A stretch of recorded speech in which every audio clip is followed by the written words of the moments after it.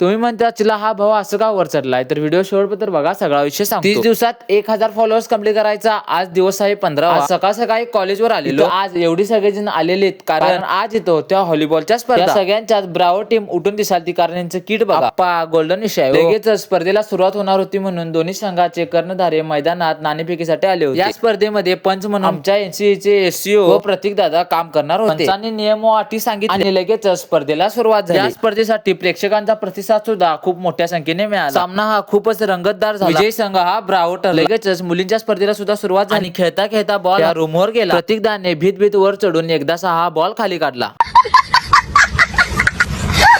स्पर्धा बघून मागच्या ग्राउंडला आलो. स्वतःचा बचाव करून दुश्मनांना कसं ठार मारायचं याबद्दल प्रशिक्षण चालू. हे बघून कॉलेजवर आलो. मग दिसला की मुस्कान का शिक्षकांच्या नादाला लागून ह्यो रांडच आता आम्हाला विसरला. त्याला म्हणलं आता करशील मजा तर पुढे मिळेल सजा.